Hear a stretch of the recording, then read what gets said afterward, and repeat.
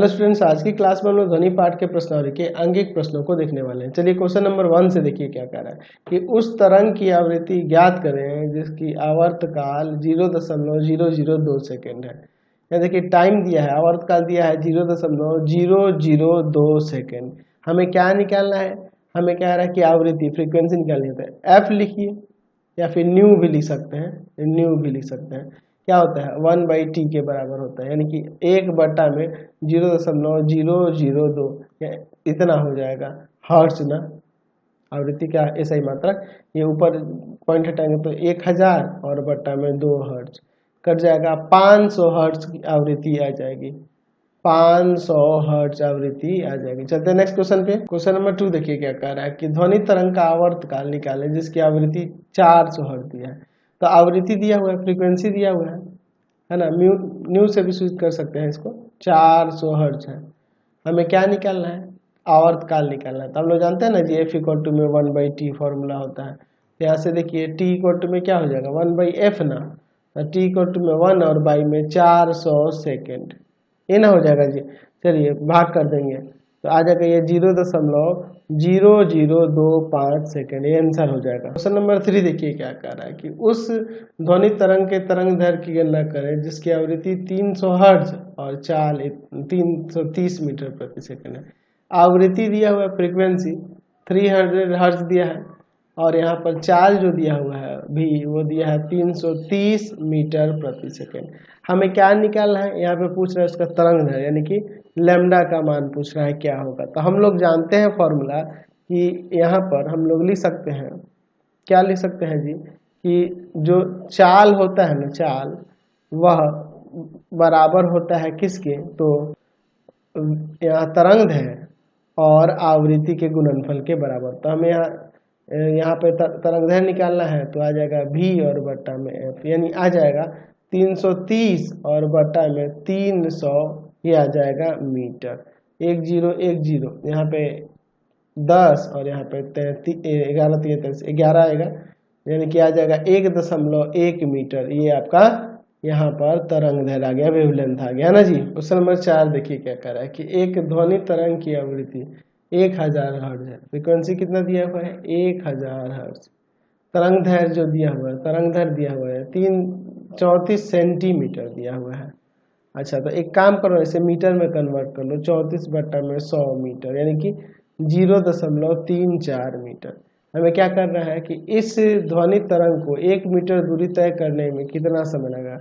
हमें दूरी तय करने में समय कितना लगेगा ये हमें बताना है। तो इतना दूरी तय कर रहा है तो दूरी और बट्टा अगर उसकी चाल पता चल जाए, दूरी बट्टा चाल ही ना समय होगा, तो पहले हमें यहाँ से चाल निकालना होगा, यहाँ पे भी निकालना होगा। तो भी इक्वल टू में क्या हो जाएगा? चाल इक्वल टू में, तो चाल इक्वल टू में हो जाएगा यहाँ पे आवृत्ति गुना में वेवलेंथ, यही ना हो जाएगा जी। यानी कि यहाँ पे 1000 और गुना में यहाँ पर 0.34, तो यहाँ से आ जाएगा 340 मीटर प्रति सेकंड ध्वनि की चाल हो गई। हमें क्या निकालना है? 1 किलोमीटर दूरी, तो दूरी तय करने में कितना समय लगेगा? तो हमें हमारे पास डिस्टेंस दिया हुआ है ना, दूरी दिया हुआ है, डिस्टेंस दिया हुआ है कितना? दूरी दिया हुआ है 1 किलोमीटर, यानी कि 1000 मीटर हो जाएगा। मीटर में कन्वर्ट कर लेते हैं तो हमें क्या निकालना है? समय लगाना है, समय निकालना है, समय। तो समय की गणना करनी है तो t बराबर में क्या हो जाएगा? तो हो जाएगा दूरी और बट्टा में चाल, यानी कि आ जाएगा 1000 मीटर और बट्टा में 340 मीटर प्रति सेकंड। तो समय सेकंड में ना आएगा जी।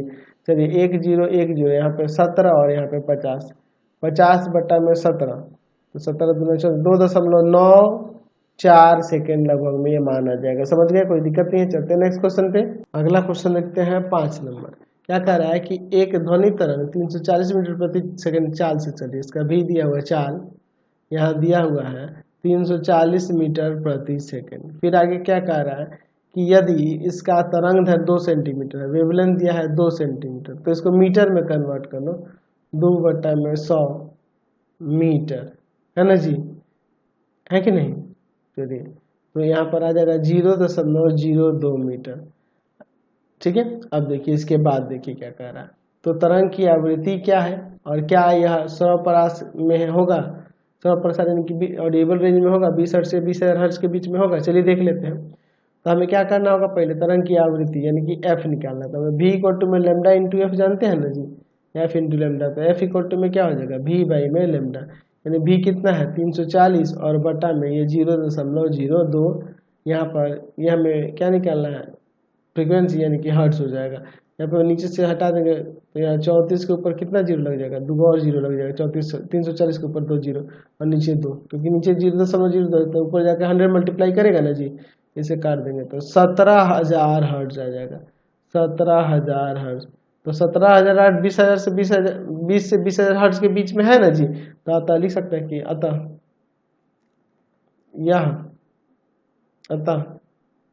यह श्रव्य परास में है। इसे आप सुन सकते हैं क्योंकि 17,000 हर्ट्ज है, 20 से 20,000 हर्ट्ज के बीच में है। क्वेश्चन नंबर देखिए 6। एक पहाड़ी से 100 मीटर दूर ध्वनि उत्पन्न होती है तथा 3/5 पश्चात प्रतिध्वनि सुनाई पड़ती है, तो ध्वनि की चाल क्या होगी। देखिए यहाँ पर समझ लीजिए, यहाँ पर हमारे पास यहाँ पर हमें क्या करना है, ध्वनि की चाल निकालनी है। यहाँ दूरी दिया हुआ है, दूरी दिया हुआ है 100 मीटर, दूरी दिया हुआ है 100 मीटर, समझ रहे ना। और समय दिया हुआ कितना समय बाद, 3/5 सेकंड बाद प्रतिध्वनि सुनाई देगी। अच्छा दूरी तो डबल ना तय कर देगा, जहाँ से निकलेगा फिर वापस आ रहा है, इसका मतलब कि दूरी डबल हो जा रहा है। तो यहाँ पे हमें क्या निकालना है, ध्वनि की चाल निकालनी है। तो ध्वनि की चाल के लिए हम लोग क्या लिख सकते हैं, 2 गुनी दूरी और बटा में समय, ठीक। तो 2 गुना में 100 और बटा में 3/5, ये मीटर प्रति सेकंड। तो यहाँ से ये चला जाएगा ऊपर, तो यहाँ 200 और गुना में 5 और बटा में 3 मीटर प्रति सेकंड, ठीक है। तो यहाँ से आ जाएगा ऊपर 1000 और बटा में 3 मीटर प्रति सेकंड। तो ये आ जाएगा कितना, यहाँ पे आ जाएगा 333.33 या फिर 3 मीटर प्रति सेकंड, इतना लगभग में लिख सकते हैं। नेक्स्ट क्वेश्चन देखते हैं 7 नंबर क्या कर। एक पहाड़ी से कुछ दूरी पर एक तीव्र ध्वनि वाले पटाखे से उत्पन्न ध्वनि की प्रतिध्वनि एक व्यक्ति को 6 सेकंड बाद सुनाई पड़ती है, यानी कि टाइम दिया हुआ है 6 सेकंड। यदि उस पहाड़ी से उस व्यक्ति से पहाड़ी की दूरी निकालना है, डिस्टेंस निकालना है, जबकि हवा में ध्वनि की चाल दिया हुआ है 340 मीटर प्रति सेकंड। हमें क्या निकालना है, व्यक्ति से दूरी निकालना है। तो जो दूरी निकालना है, एक्चुअल में व्यक्ति से जो दूरी होगी वह ध्वनि इतना देर बाद सुनाई दे रही है, यानी कि जाने आने की टोटल दूरी की बात हो गई यहाँ पे। तो यहाँ पे मान लेते हैं, माना दूरी जो होगी कितनी हो जाएगी, दूरी आने और जाने की लिख देते हैं, आने और जाने की ध्वनि के कितनी हो जाएगी, 2D हो जाएगी। तो हम लोग 2D इक्वल टू में क्या लिख सकते हैं, V इंटू में T ना जी, समय तो दोगुना लग गया, जाने आने का टोटल समय दे रहा है, ध्वनि सुनाई देने का मतलब दोगुनी दूरी। तो D बराबर हो जाएगा, V क्या मान है यहाँ 340, ये है 6 और बटा में 2, इससे इसको काट देते हैं 3 बार में, ठीक है। तो यहाँ पे आ जाएगा 1020 मीटर, ये दूरी हो जाएगी, समझ गए। यानी लिख सकते हैं नीचे कि व्यक्ति से पहाड़ी की दूरी कितना है, 1020 मीटर, समझ गए। क्वेश्चन नंबर देखिए 8। एक गोताखोर ए समुद्र के अंदर एक दूसरे गोताखोर बी को जो उससे 3 किलोमीटर की दूरी पर है ध्वनि संकेत भेजता है, यानी कि वहां से वहां तक ध्वनि संकेत भेजता है। तो यहाँ से ए से बी गोताखोर की दूरी यहाँ पे 3 किलोमीटर दी हुई है ना जी, यानी कि दूरी यहाँ पे है 3 किलोमीटर। तो मीटर में कन्वर्ट कर लो, 3000 मीटर हो जाएगा, 3000 मीटर। और क्या रहा है, ध्वनि संकेत भेजता है, तो बी को उसके ध्वनि संकेत कितने देर बाद सुनाई देगी, यानी समय निकालना है। जबकि समुद्र में ध्वनि की चाल दी हुई है, यहाँ पे ध्वनि की चाल दी हुई है, कितना दी हुई है जी, यहाँ पर भी दिया हुआ है 1500 मीटर प्रति सेकंड। तो हमें क्या करना है, समय निकालना है। तो समय बराबर में क्या हो जाएगा, दूरी और बटा में चाल, यानी कि 3000 मीटर और भगा में 1500 मीटर प्रति सेकंड, यानी कि ये सेकंड में आ जाएगा, 2 सेकंड में आवाज उसको पहुंच जाएगी। क्वेश्चन नंबर 9 देखिए। किसी पहाड़ी से 17 मीटर की दूरी पर खड़ा व्यक्ति ताली बजाता है, यदि हवा में ध्वनि की चाल 340 मीटर प्रति सेकंड हो तो उस पहाड़ी से परावर्तित ध्वनि कितने देर बाद सुनाई पड़ेगी? क्या वह मूल ध्वनि और परावर्तित ध्वनि अलग अलग सुन पाएगा? तो हाँ, वो आसानी से सुन पाएगा, क्यों नहीं, क्योंकि वो तो कुछ समय बाद आएगी ना जी। चलिए, तो कितने समय बाद सुनाई देगी, पहले वो समय निकाल लेना है। तो दूरी यहाँ पर दिया हुआ है, डी दिया हुआ है, दूरी कितना दिया हुआ है जी? 17 मीटर।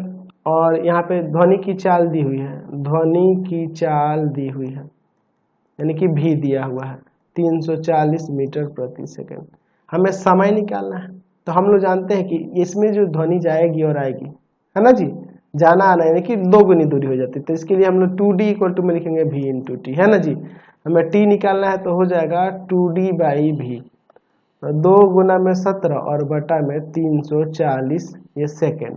चलिए अब 17 से इसको काटते हैं, यहाँ पर कितना बार में, 20 बार में, इसको काटते हैं 10 बार में, 1/10 यानी कि 0.1 सेकेंड। तो पूछ रहा था ये कि क्या वो अपनी मूल ध्वनि और प्रतिध्वनि को अलग अलग सुन पाएगा? हाँ बिल्कुल, क्योंकि देख रहे इतना समय का अंतर हो रहा है, लिख सकते हैं कि हाँ वह दोनों ध्वनियों को अलग अलग सुन पाएगा, अलग अलग सुन सकेगा। ठीक है, चलिए क्वेश्चन नंबर 10 देखिए क्या करें। एक मनुष्य 1.6 किलोमीटर की दूरी पर स्थित कारखाने की दोपहर वाली सीटी से अपनी घड़ी मिलाता है। बताएं कि वह कारखाने की घड़ी से उसकी घड़ी कितनी सुस्त है। जाहिर सी बात है, ध्वनि को आने में कुछ समय लगा होगा ना जी, तो उतना ही समय सुस्त होगी जितना समय लगेगा ध्वनि को वहां तक आने में, जबकि हवा में ध्वनि की चाल यहाँ दी हुई है। तो देखिए दूरी दी हुई है, कारखाने से दूरी दी हुई है, ठीक है, दूरी दी हुई है हमारे पास 1.6 किलोमीटर। तो इसको मीटर में बदल दो, 1.6 और गुना में 1000 मीटर, यानी कि यहाँ से आ जाएगा ये 1600 मीटर दूरी हो गई।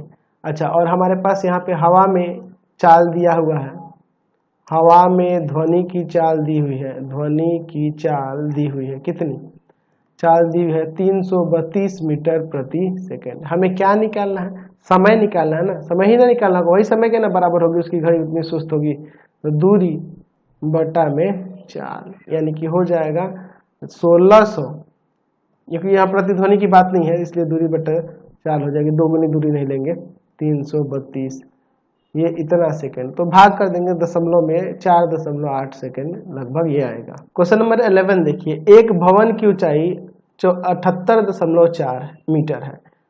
इसके ऊपर से एक व्यक्ति एक हेलमेट नीचे जमीन पर गिर जाता है और वह हेलमेट के जमीन पर टकराने की ध्वनि 4.23 सेकंड बाद सुनता है। तो हवा में ध्वनि की चाल ज्ञात करें, जबकि जी का मान दिया है 9.8 मीटर प्रति सेकंड स्क्वायर। ठीक है, गुरुत्व त्वरण का मान देखिए, ऊंचाई दिया हुआ है 78.4 मीटर। यहाँ से ऊपर से नीचे जब गिर रहा है हेलमेट, तो ऊपर से नीचे गिर रहा है, तो ऊपर से नीचे गिरने में समय लगेगा और ध्वनि की चाल कुछ अलग होगी। ठीक है, बात को समझे ना, ऊपर से नीचे गिरने में एक समय लगेगा और नीचे से जो ध्वनि टकरा के जा रही है उसको ऊपर सुनेगा तो उसमें भी तो समय लगेगा ना। तो दोनों समय अलग अलग होंगे, क्योंकि ऊपर से नीचे हेलमेट गिर रहा है तो गिरने की बात हो रही तो वहां पर अलग समय होगा, और आवाज जा रहा है ना ध्वनि, तो उसकी अलग वो उसकी अपेक्षा तो कम ही समय में पहुंचेगा ना ध्वनि की चाल। जाहिर सी बात है, उस हेलमेट के गिरने की चाल से तो अधिक ही होगी, तो इसलिए वो जल्दी सुनाई देगी ध्वनि। तो पहले ये समय निकाल लेते हैं कि ऊपर से नीचे गिरने में कितना समय लगा, और उस समय को इस समय में से घटा देंगे तो हमें पता चल जाएगा कि ध्वनि यहाँ से यहाँ कितना समय में पहुंचा। और चूंकि ध्वनि कितना दूरी तय किया, इतना दूरी तय किया, तो इस दूरी में जब यहाँ से यहाँ तक ध्वनि को पहुंचने में जो समय लगा वो निकाल लेंगे तो हमें ध्वनि की चाल भी ज्ञात हो जाएगी। तो चलिए इसको देखते हैं। तो ऊंचाई दिया हुआ है, यहाँ पर h दिया हुआ है 78.4 मीटर। ठीक है, और एक व्यक्ति हेलमेट ऊपर से नीचे गिरा रहा है, तो इसको ध्वनि उसको इतना समय बाद सुनाई दे रही है। तो ऊपर से जब नीचे गिरा रहा है तो उसका जाहिर सी बात है प्रारंभिक वेग 0 होगा, 0 मीटर प्रति सेकेंड। ठीक है, अब इसके बाद देखिए, और जी का मान यहाँ पे दिया हुआ है 9.8 मीटर प्रति सेकेंड स्क्वायर। ठीक है, ये हमारे पास दिया हुआ है। ठीक है, चलिए तो यहाँ पे हम लोग सूत्र लगा देते हैं। S इक्वल टू में U T, H equal to में हाइट की बात होती है, एच इक्वल टू में U T plus half G T square. तो चलिए एच का वैल्यू 78.4 है, यू का वैल्यू 0 और ये टी हमें नहीं पे ज्ञात है 1/2, जी का मान है 9.8 और टी स्क्वायर। चलिए इसको सॉल्व करते हैं। ये इससे हम लोग काट सकते हैं, 4.9 हो जाएगा, है ना जी। ये तो 0 ही हो जाएगा, बच जाएगा 4.9 टाइम का स्क्वायर इक्वल टू में 78.4, ये जाएगा भाग में, तो टी स्क्वायर इक्वल टू में आ जाएगा 78.4 और बटा में 4.9 कट जाएगा 16 बार में, है ना जी। चलिए तो यहाँ पर आपका आ जाएगा टी स्क्वायर इक्वल टू में, ठीक है, टी स्क्वायर इक्वल टू में 16, यानी कि टी इक्वल टू समय है तो पॉजिटिव होगा, तो प्लस माइनस तो नहीं लगाएंगे, सिर्फ पॉजिटिव होगा 4, तो 4 सेकेंड बाद ऊपर से नीचे हेलमेट गिरेगा। तो अब लिखते हैं यहाँ पर कि जमीन की सतह से हेलमेट के टकराने से उत्पन्न ध्वनि को सुनने में लगा समय क्या हो जाएगा, तो 4.23 सेकेंड टोटल समय लगा था और इसमें से घटा देंगे ये 4 सेकेंड, यानी कि 0.23 सेकेंड लगेगा। और हेलमेट द्वारा तय की गई दूरी क्या है, हेलमेट द्वारा तय की गई दूरी क्या है, तो 78.4 मीटर दिया हुआ है। तो हमें क्या निकालना है, ध्वनि की चाल निकालनी है हमें, ध्वनि की चाल हवा में लिख सकते हैं कि हवा में ध्वनि की चाल, तो क्या हो जाएगा यहाँ पर, तो हेलमेट द्वारा तय की गई दूरी और बटा में समय, हेलमेट द्वारा तय की गई दूरी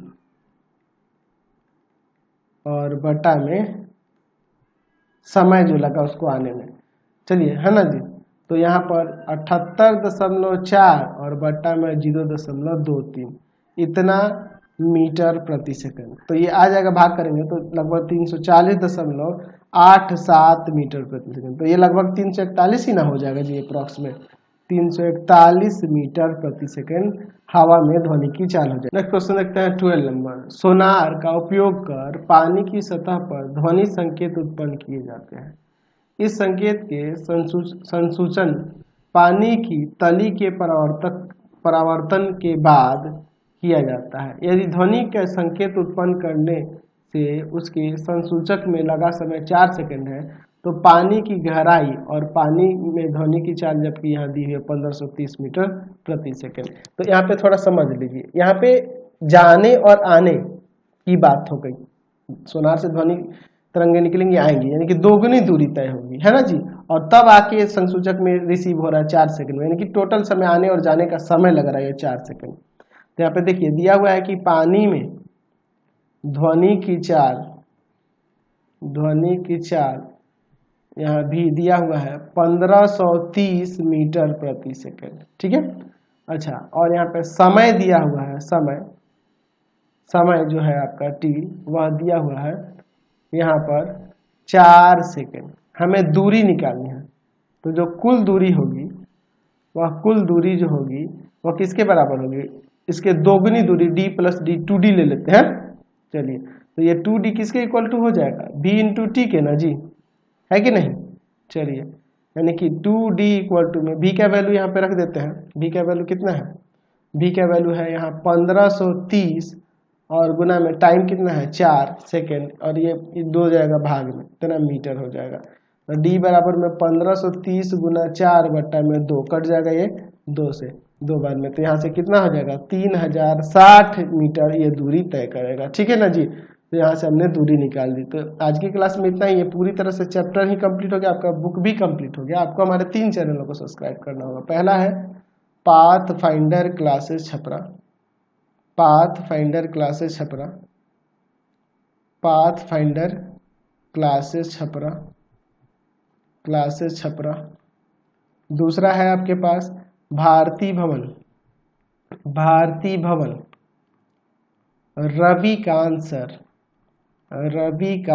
और तीसरा चैनल है Ravikant sir RD Sharma solution.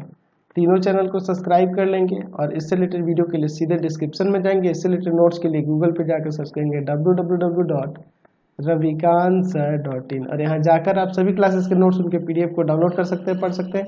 Instagram और फेसबुक पे जाके पाथफाइंडर क्लास छपरा को लाइक एंड फॉलो करना नहीं भूलेंगे। Thanks for watching the video. Comment करके जरूर बताएं कि हमारे चैनल के वीडियोस आप सभी को कैसे लगते हैं। Thanks for watching.